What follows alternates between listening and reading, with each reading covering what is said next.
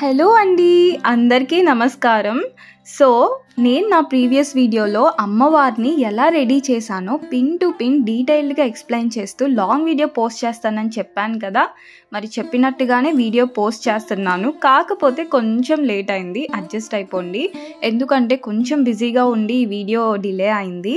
ఏదైతేనేమి ఆఖరి శ్రావణ శుక్రవారంకైనా నేను ఈ వీడియో పోస్ట్ చేసేద్దాం అనుకున్నాను, చేసేస్తున్నాను.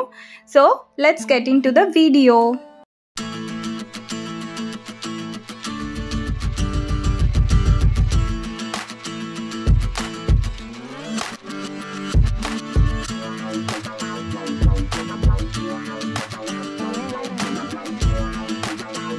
ఇది వరలక్ష్మి వ్రతం ముందు రోజు నైట్. సో నేను ఈ శారీ కడదామని అనుకున్నాను అమ్మవారికి.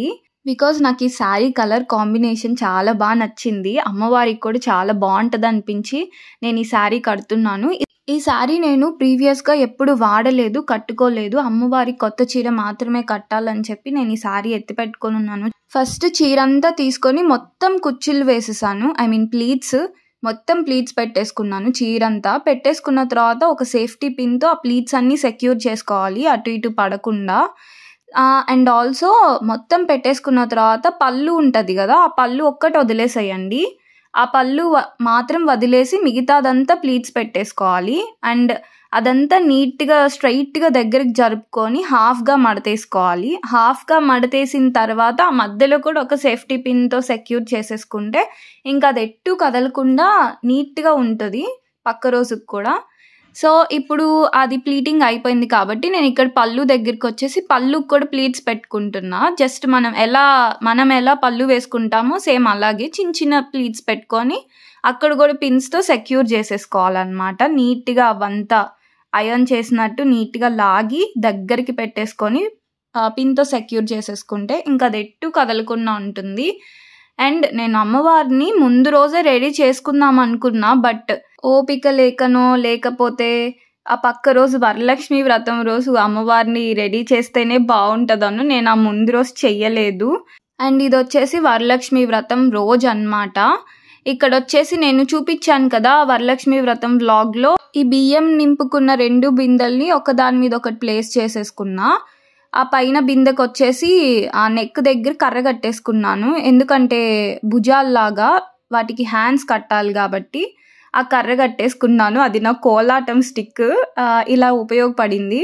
నెక్స్ట్ ఆ కర్రకి నేను ఆల్రెడీ ప్రిపేర్ చేసి పెట్టుకున్న హ్యాండ్స్ని టై చేసేసా. వాటికి తాడులు ఉంటాయి అన్నమాట, యాక్చువల్గా వాటికి తాడులు కట్టి పెట్టుకున్నాను. ఆ తాడుల్ని ఆ స్టిక్ కేసి కట్టేశాను.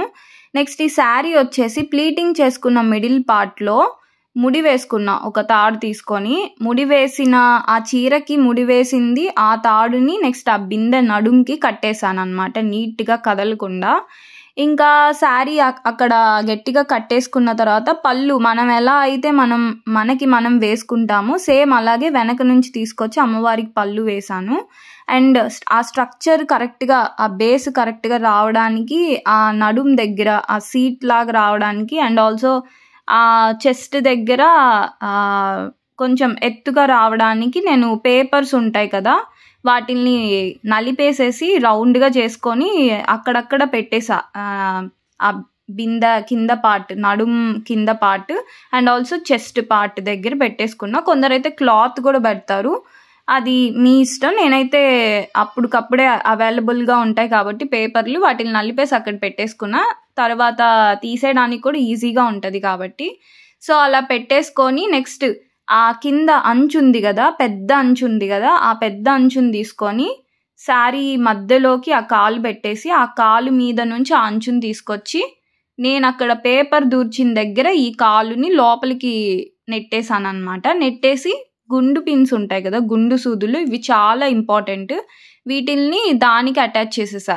ఆ శారీ పార్ట్కి ఈ కాలు దగ్గర ఉండే పళ్ళుకి 2 కలిపి ఒక గుండు పిన్ వేసేస్తే ఇంకా అది ఎట్టు కదలకుండా ఉండిపోతుంది. సేమ్ అలాగే అటు సైడ్ కూడా ఆ కాలు కూడా వేసేసుకున్నా. అంచు తీసుకొని ఆ కాలు మీద పెట్టేసి ఒక చుట్టులాగా తిప్పేసుకొని అటు సైడ్ కూడా సేమ్ ఇలాగే పెట్టేసుకొని అటు సైడ్ ఉండే శారీ పార్ట్కి ఈ కాలు పార్ట్కి ఒక గుండు సూదిలాగా పెట్టేసా, ఆ శారీ రెండిటికి అటాచ్ అయ్యేలాగా.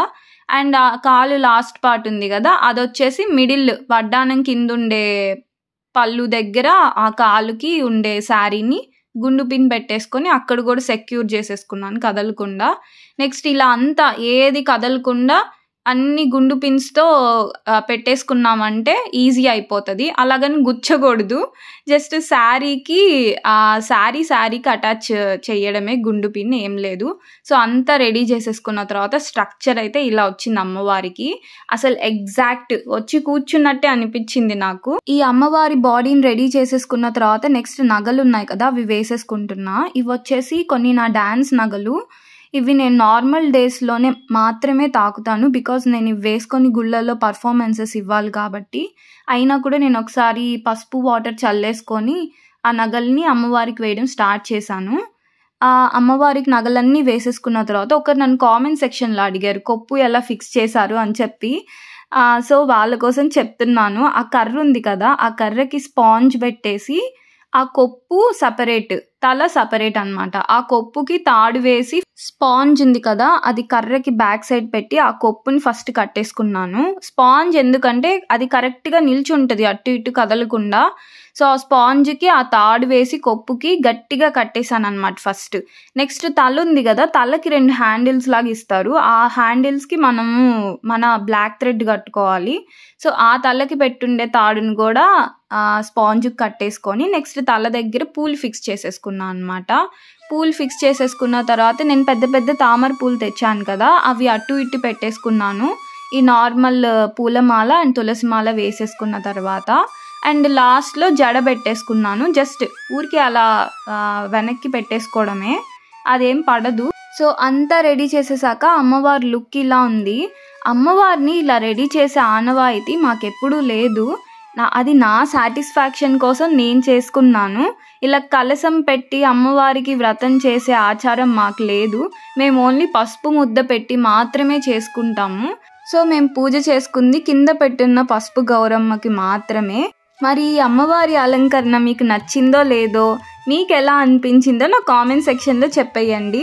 ఈ వీడియో కనుక మీకు నచ్చినట్టయితే please like, share and subscribe to my channel. Bye bye.